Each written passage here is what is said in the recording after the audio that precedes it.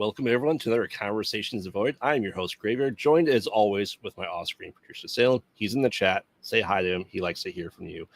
All right, now we are really kicking off this, second to last week of October for our double shows, even triple shows that we've been doing.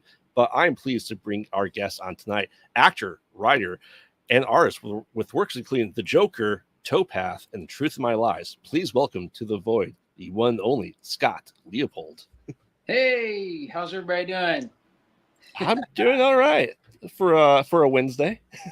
How about you? I know, hump day. Yeah. And this is why we do the show on the Wednesday. It's just to get that last little boost of energy to make it through the work week. I know. We're getting close to Halloween as well. Oh, yeah. My co-host can tell you I torture him in October when we do our pre-record movie reviews that we do because we watch a lot of bad movies. Nice. Especially at Halloween time, we do major franchises. So what's your favorite Halloween movie? Your go-to Halloween movie? Evil Dead. Oh, okay. Evil Dead by far. Okay. How about you? I would say Nightmare on Elm Street. Because, when I was in middle school, that was the movie. And, it was like iconic, right? Yeah. Oh, yeah. Freddy lives on my horror sleeve. Oh, nice. He's on the backside there. We'll see him. Oh, nice. But yeah, gotta have Jason and Chucky and Mike Myers. Oh, yeah. Chucky.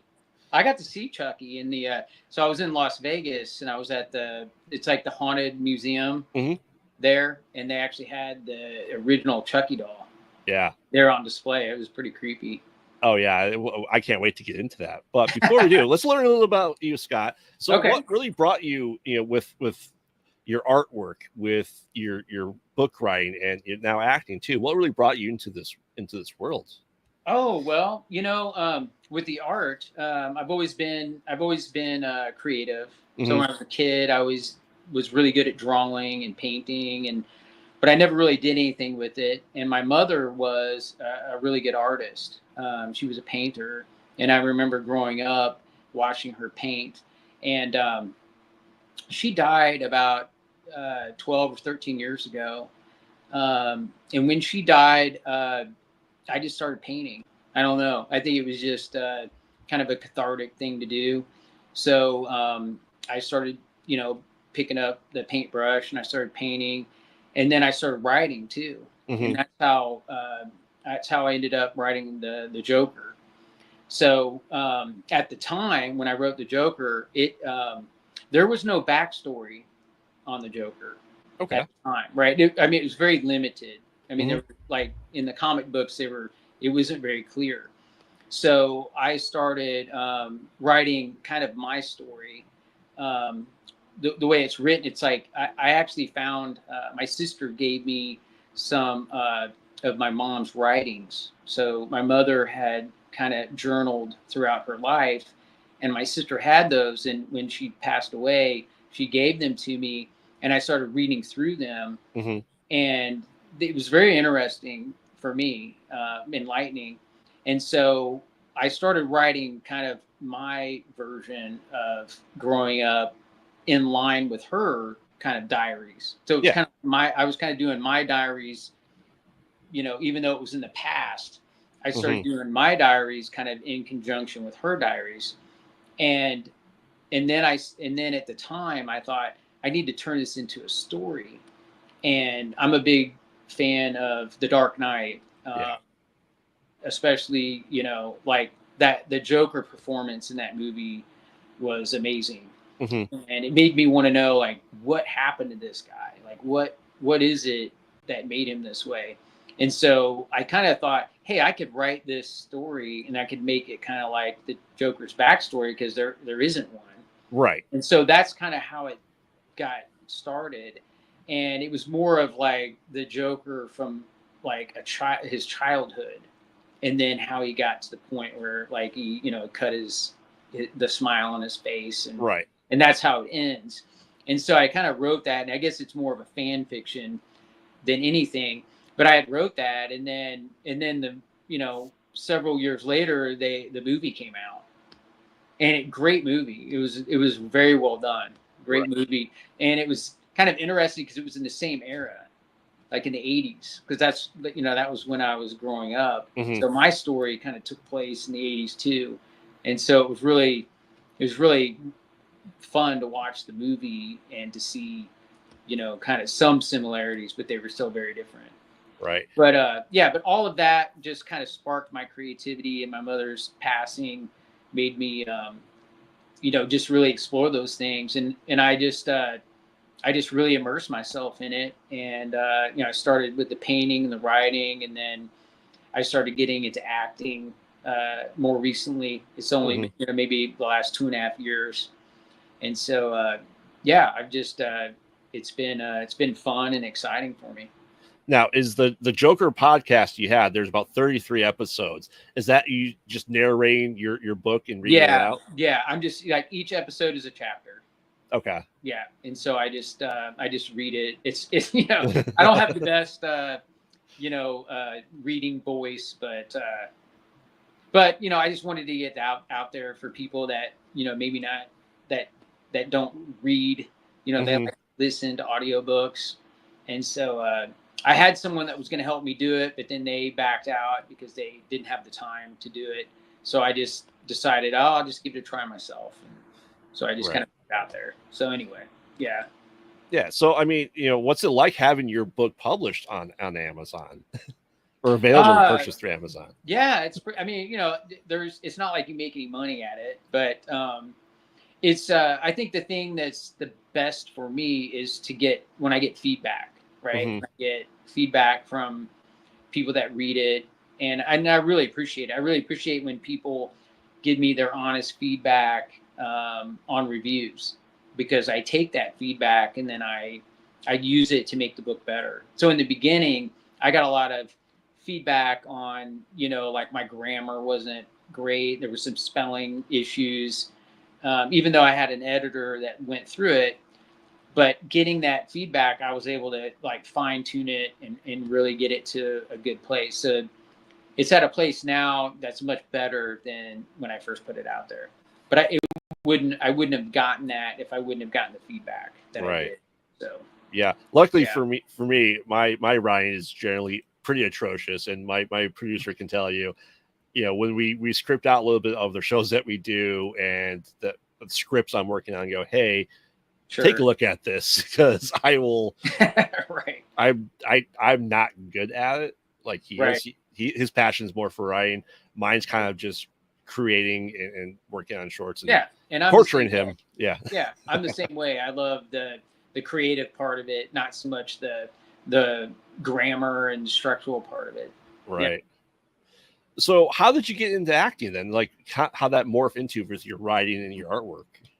Yeah, so I kind of came across an agent here in Austin, and you know, she kind of brought me on, and she said that, you know, there's a lot of commercial work Mm-hmm. here, so, you know, some modeling too, but you know, there's kind of a need for, you know, kind of older guys who are you know, in good shape, Mm-hmm. versus, you know, I think when you get in your 50s, you know, some people, you know, they start to age quickly, and others, you know, they stay kind of younger, and I always looked young for my age when I was Mm-hmm. younger, and I hated it, right? Because everybody thought I was like you know, like a kid, Mm-hmm.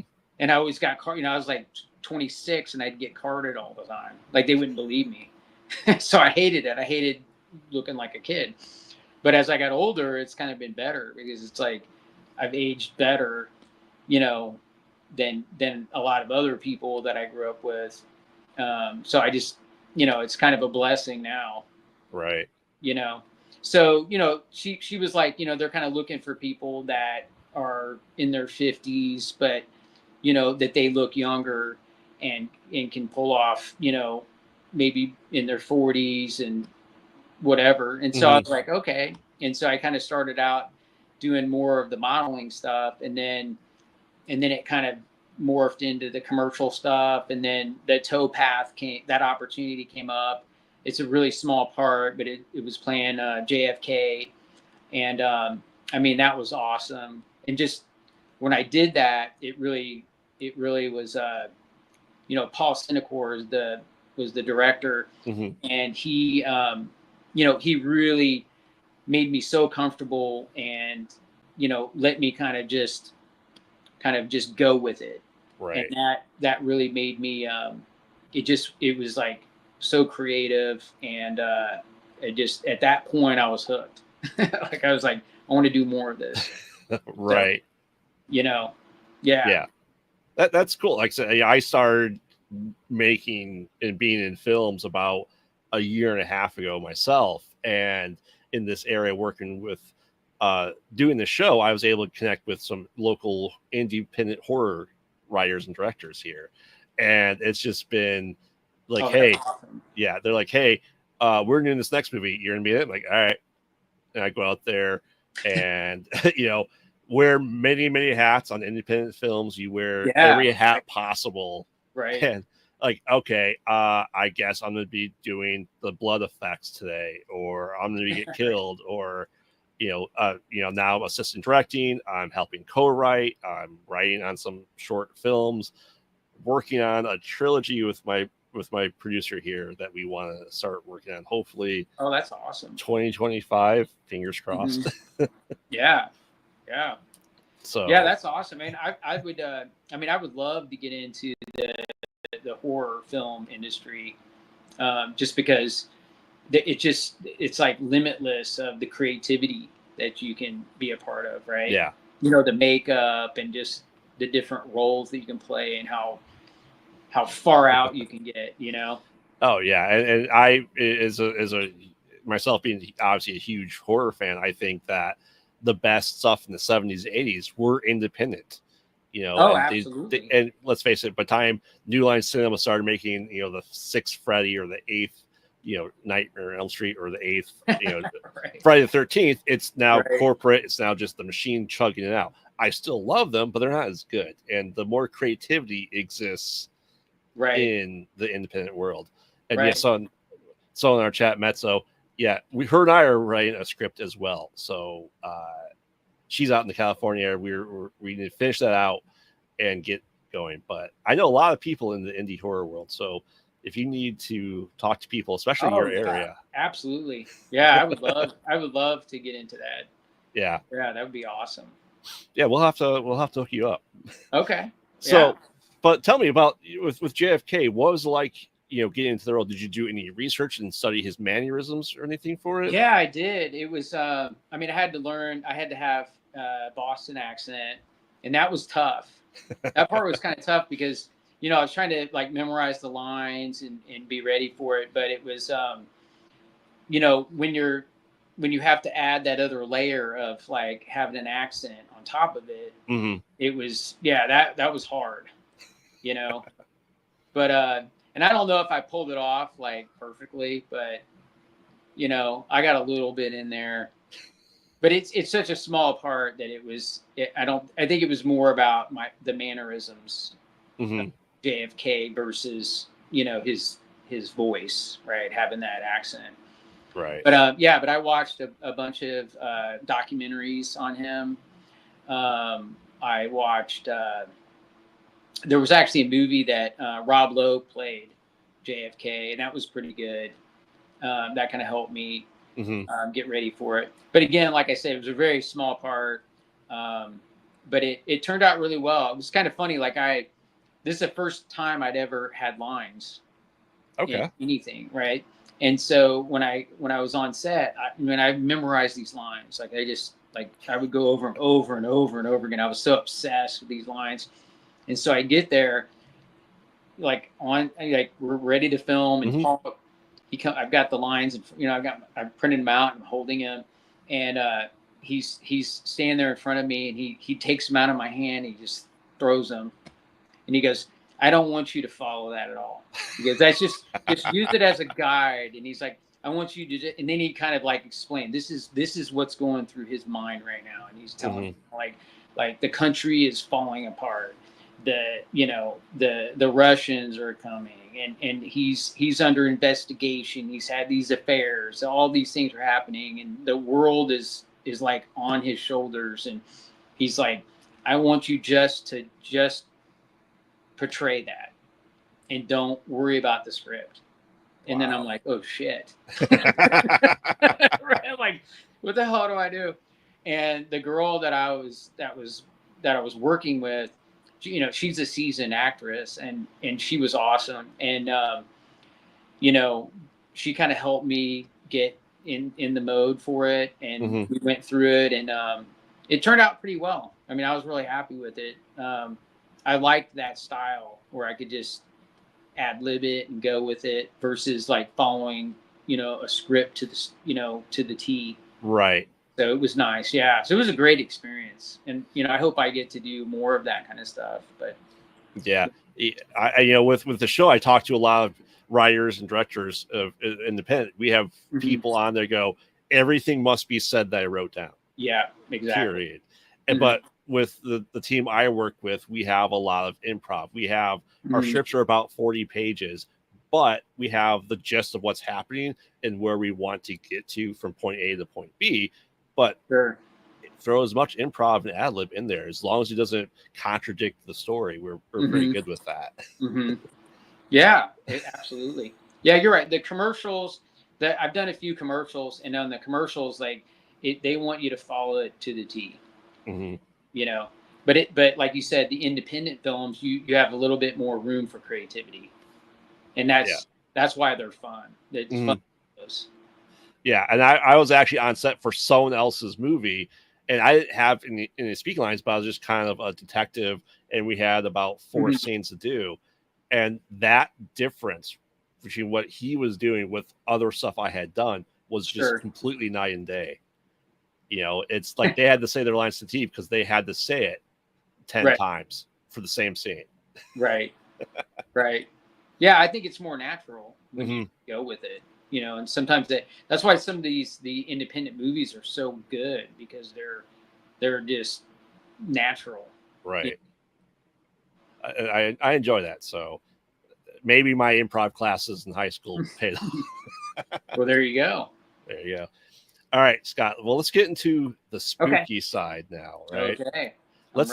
So for anyone who hasn't seen your videos, let's talk about her. tell us a little about her. Okay. So all right. So in July, I was in Las Vegas. I was actually a contestant on the Mr. Beast games. Oh. So like the one he did Las with Vegas. Yeah, I was in Las Vegas for the first phase of the games. And when the games were over, the CloudStrike incident happened, right? And so all of the airlines were like shut down, and so the contestants got stuck. We got stuck in Vegas for like 3 or 4 days. Oh wow. Right. And so luckily, you know, the Mr. Beast team paid, you know, they paid for our hotels and stuff. So we were at the Rio, and I was, you know, staying there, and this was after the filming and everything. And so my girlfriend came to visit me, because I couldn't get a flight home, but you could get a flight. She could get a flight to Vegas somehow. She was able to get a flight on Southwest, so she flew in that night, and then stayed with me. And then so we were just like, all right, what are we gonna do? Let's find some stuff to do. And she loves horror films, like that's her thing, that's her jam. She loves Halloween. Like this is like her staging. And so anyway, so she came, and she wanted to go to this haunted house museum. And I cannot remember the guy's name who owns it. Zach. But he has a show. You know what I'm talking about? Yeah, he was out in Gary, Indiana. He did the Demon House. Yeah, a couple years ago. Yeah. Yeah. So and I can't think of his name right now, but he has a haunted house there. It's a house that's like supposedly haunted. Cursed artifacts. Yeah. Right. And but it's interesting because Jenna Jameson, the porn star, you know who that is, her family lived there when she was a kid. Oh. And they tell you this story when you go in there. she lived in there, and she said that her and her brother both said that there were these rituals with children in their basement that was happening, these satanic rituals that were going on. And so this house is like very it is like well known for being haunted. Mm-hmm. Right. And like Post Malone came and they did a whole thing with him, and there was like some paranormal activity, scared the shit out of them. And they have all this on video when you go. So it's very, very well done. The museum, like it is creepy and it's scary. And they have like the Chucky doll, mm-hmm. and they have Dr. Kevorkian's van in there.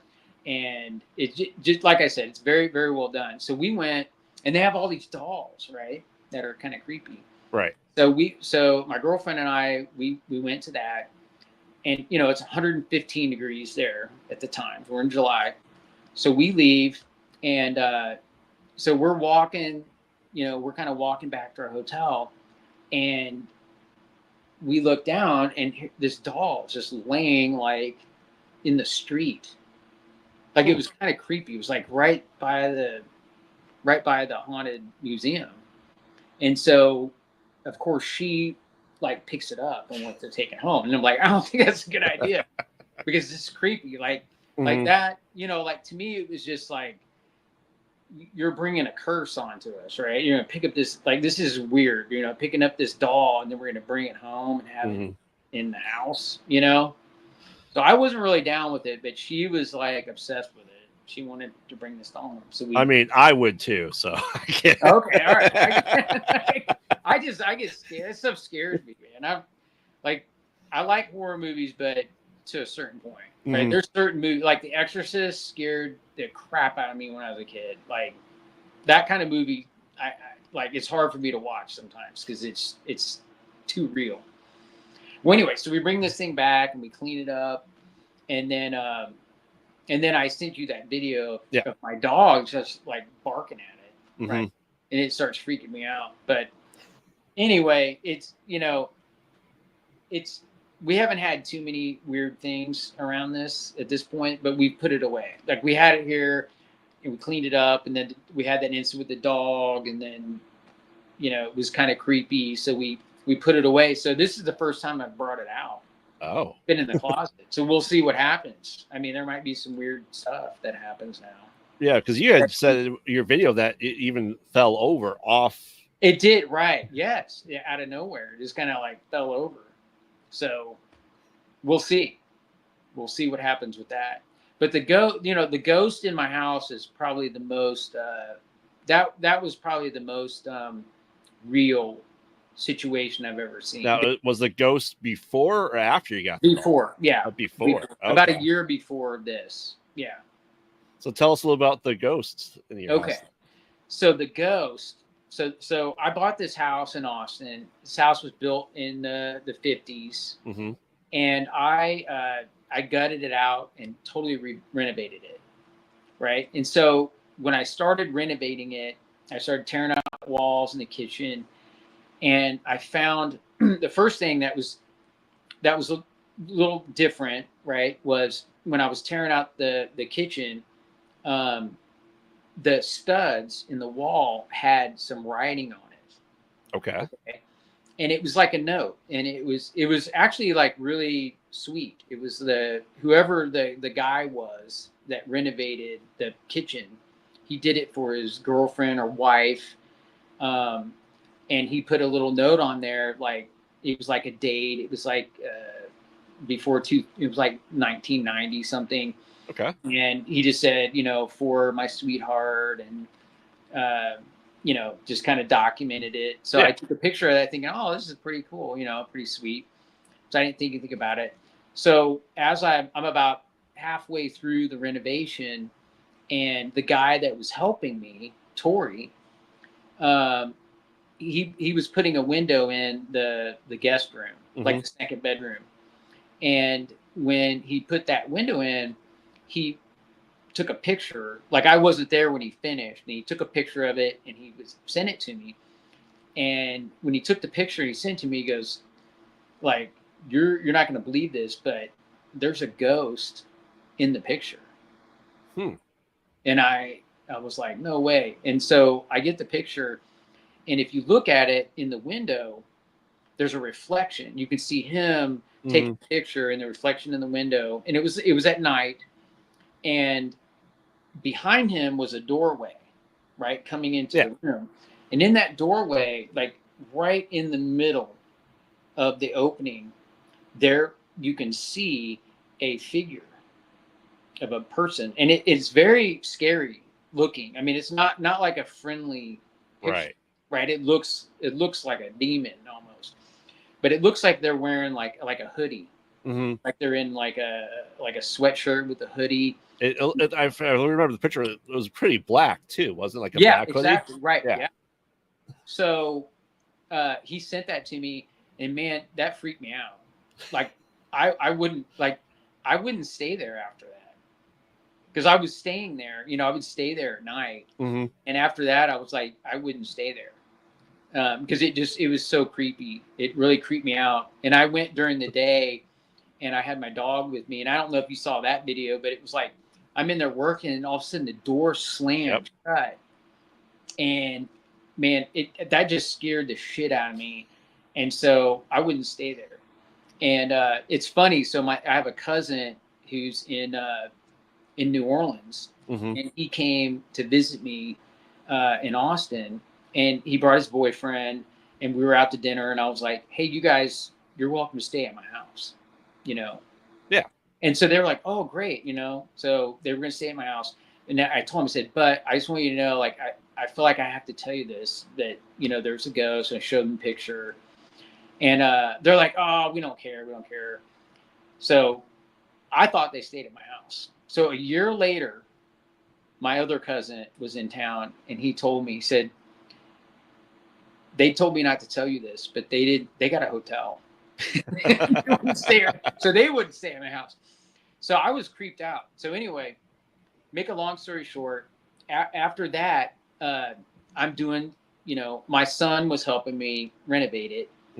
And there's a little back house in behind it. Yeah. It's like a studio house. And he was working back there painting, and there's a deck on the house, right? And one of the boards was kind of loose, and so he kind of moved the board, and he found a bag under the deck, and he pulls this bag out, and he opens it up, and it's wrapped, and then it's like elaborate. It was wrapped in like cellophane and tape, and like, I mean, it took him a while to get all this stuff off to see what was in there, and he's kind of freaking out. So he's like, "What is this? Like, is it the body? What's going to be in there?" Right? He's like freaking out. So he gets in there, and it's all these medals, these swimming medals, like diving medals. Huh. So it was like kind of weird. It was like, I mean, they were from UT, from University of Texas, right? They were. So whoever hid them, they were a very good diver, like, you know, on the diving team. And they had these like first place medals. And so we had those medals, and Tori, who was helping me, he threw them away. He like threw them in the dumpsters. He thought they were trash. Right. Well, right after he did that, he was tearing out some siding on the house, and we find a hatchet in the wall. And I sent you that video. Yeah. Yeah. So we just find this random hat. I mean, and the hatchet just looks menacing, right? Yeah. I mean, it's like, it looks like it's been used a lot. So we find this hatchet, and we're both just like, all right, this is really weird. Like, this is really weird. So we start kind of freaking out. Right. And at that point, I'm like, you know, what am I going to do? Like I'm going to be afraid to live in here. Like, I'm not going to want to live in here. And then if I try to sell it, like, you got to kind of be honest with the people that buy it. You got to tell them, you know, hey, I saw a ghost in here, you know. Right. So I started consoling like different people and getting some ideas of, hey, what do I need to do? And so at that point, what everyone was telling me is to get sage, right? You burn sage, and you go in each room, and you put it up at the corners, and then you try to, you know, come to some kind of agreement with the ghost. Right. So I did. That's what I did. I mean, I literally, I never thought I would do something like that, but I did it. And I kind of said, I don't mind you being here as long as you're cool to me, right? Like, as long as you're like, don't give me any trouble, and I don't, like, I'm fine with you being here. If you want to leave, you can leave, but whatever. And I never had a problem after. Like, it's weird. It's like right after I did that, it kind of, it just kind of went away. And then you brought a cursed doll into your house. Yeah, that's right. I don't bring this. I keep this in my girlfriend's house. I don't bring this over there. I'm not gonna like, rock the boat over there. Now, were you a believer or a skeptic before all this happened to you? I mean, I was somewhat of a believer because I've had other incidents in my life where I felt there was some kind of paranormal activity going on. So yeah, I definitely have always believed that there's something there to that. So that's why I was kind of scared, right, when this came up, because I know, I've seen some other things in my life, and it made it more real. Right. Yeah, I mean, it's great story, and just because I know a couple other people on other channels they have a cursed doll that they think moves. Right. One of the other co-directors, part of the production team he's like, yeah, there's just this doll underneath our stairs that it will move. Oh yeah. Yeah. So when I went there and was filming stuff, he's about 3.5 hours away, like in Michigan, and he's like, "Are you okay to stay in the basement?" I'm like, yeah, I'll stay in the basement. I want to see the doll. Oh, I know. And it's like, well, so I'll tell you a story. I was, my kids went. They were Boy Scouts, and they ended up being Eagle Scouts. But there's a camp that's in Fort Worth, Texas, for the Eagle Scouts. That it's like a big camp that the Eagle Scouts own. And I took them there, and when I picked them up to bring them home, and I don't remember the name of the town, but there's a little town, and they have this hotel, and it's a haunted hotel, and it's a big hotel. It's very, it's like probably 20 stories. Oh wow! And it was in the ghost story. What was that? The show with Zach. Show, Ghost Adventures or Ghost Hunters? Ghost Hunters. Okay. And so they did an episode there. Okay. And so somebody was telling me about it. So my kids and we stopped there, and I mean, it's abandoned, so it's kind of dangerous. You're not really supposed to go in there, but right. We kind of went over the fence, and then we went into the first floor, I mean, dude, it was so creepy. Like, just the energy that you felt. You know what I mean? Like it was just evil. Like, you just felt. I mean, it was so creepy. We all felt it. Like, we didn't go any farther. we got out of there right away. It was just so creepy. Yeah. The energy that, I mean, oh man. Yeah. So, yeah, it's out there, Yeah, I remember when I started doing IT work, I worked overnight at a place, so I was the only person in a 3-story building that housed a couple hundred people. I was watching Ghost Hunters at night, which is by myself. I always have to do like patrols around the building. I'm like, that's interesting. Maybe I shouldn't watch Ghost Hunters. Right, while you're sitting in that building. Yeah. Yeah, just because one night the fire alarm kept going off because the door that's to the outside kept trying to open. Yeah. And then just like man. motion sensors were going off. There's nothing out there. Yeah, I mean, stuff like that happens all the time. So.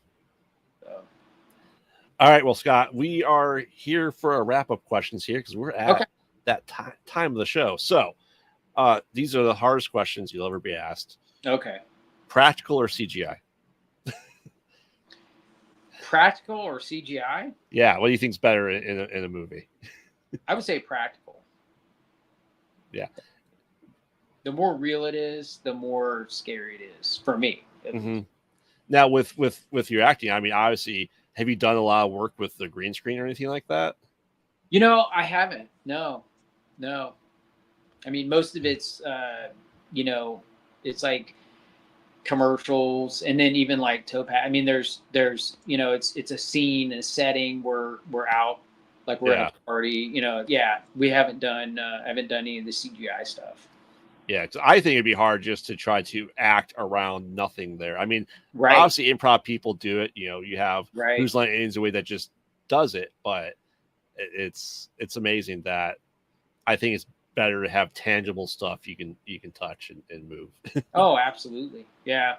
But I mean, they've done some amazing things with Oh the yeah. CGI, you know.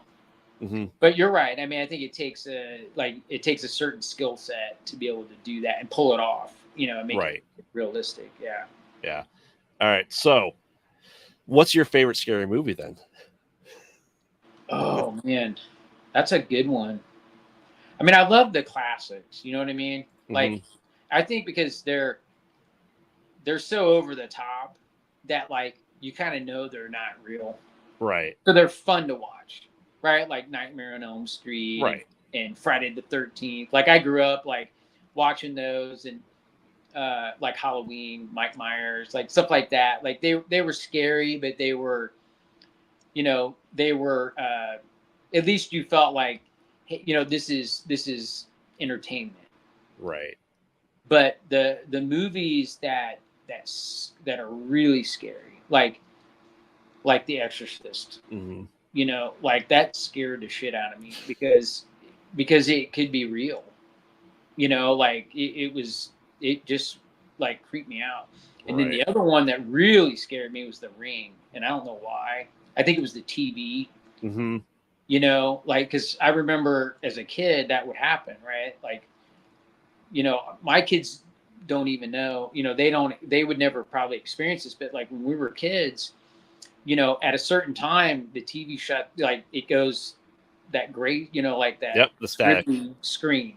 Yep. You know, it gives the Pledge of Allegiance or whatever. Remember, it like did some kind of like Pledge of Allegiance thing, and then the network sign off. Yeah. Right, and then it was just, you know, gray screen, and like there's some creepiness to that, and you know, in The Ring, like man, that creeped me out. Like it. So that was a really like the modern stuff that really scared me. But I would say now that I'm in Texas, and I've been here since 2000, so I've been here a while, especially here in Austin, in this area, the Texas Chainsaw Massacre. That is a classic. Yeah. Right. And McConaughey was in one of those. Yes, he was in number 4. You know, and we all love McConaughey here in Austin. He's one of our favorites. So it's like iconic. And they actually have the house in Kingswood, so which is not far from here. There's a really nice lake there. Mm-hmm. And I went there. They turned it into a restaurant. So they took the house and they moved it there, and they turned it into a restaurant. And then upstairs they have a whole museum of the show, of the movie. And they've got like a Leatherface up there, and they have a lot of the. Remember? Yeah. But that was interesting because it's kind of hard to eat there because you're thinking like, what is this? What am I eating? Right. Yeah, we had the pleasure of meeting John Dugan, who was the grandpa in the original Texas Chainsaw Massacre a couple years ago. Yeah, his stories were just amazing and awesome. Hilarious. Yeah. All right, so Scott, any advice for anyone getting into the world of modeling or acting or even writing their own book? Oh, you know, like I think, you know, with good art is truth, right? It's just, you know, when you can portray truth, I think that resonates with people. So like whether you're painting or you're writing or you're acting, whatever it is that you're doing, if you can bring, you know, truth to what you're doing, then I think people are going to resonate with that. And, you know, just have fun with it, you know, do your best, and just be yourself. And eventually things will happen, and it'll all kind of work out. So I guess that's the best advice I can give. Awesome. You ready for your random horror trivia question? Okay, I'm ready. All right. So Shadow of the Vampire starring William Dafoe and John Malkovich, fictionally chronicled the filming of what 1922 film? Oh, was it Dracula? It was one before Dracula. It was before Dracula. Oh, was it Yeah. the one? Oh, I know what you're talking about. It was a real creepy vampire that was bald and had the ears. Yeah, Max Schreck. I can't remember the name of the movie. It's all right. I remember I loved William Dafoe, and he did a great job, kind of portraying that same character from the original movie. Yeah, but the remake of it is coming out Christmas of this year. Oh my God! Oh, it hasn't been out yet. No. Well, no, he did one in 2000 called Shadow of the Vampire. Oh, okay. Which was in 1922. But Robert Eggers is doing a remake for this Christmas. Oh, I didn't realize that. Okay, I was thinking of the one he did in 2000. Oh, yeah, but he's also in the new one too. Oh, William Dafoe is not the same character though. Oh, okay. But it's Nosferatu. Oh, wow. So they're finally remaking it after 102 years. Oh, wow. That's awesome. Man. Very cool. I'm looking forward to that. Yeah. I love the original. I can't wait to see what Robert Eggers does with that Gothic time period. So. Yeah. All right. So, Scott, before we go, where can people find you, follow you, and learn everything about you? Well, my website is scottleopold.com, and I'm on Instagram as Scott Leopold. So yeah, any of those, or you can always email me at slleopold@gmail.com or or send me a message on Instagram. All right, sounds good. So thank you, Scott, for joining us tonight. As always, I am Garrett. Thank you, everyone, for watching. And follow us on all social media at Pod Out at Night, where we have new things coming out multiple times a week at this point in time. So we'll see you next time. Yeah. Don't get thanks lost for having in me the on the void. show. I appreciate it. All right, you have a good night. All right, you too. Bye. Bye-bye.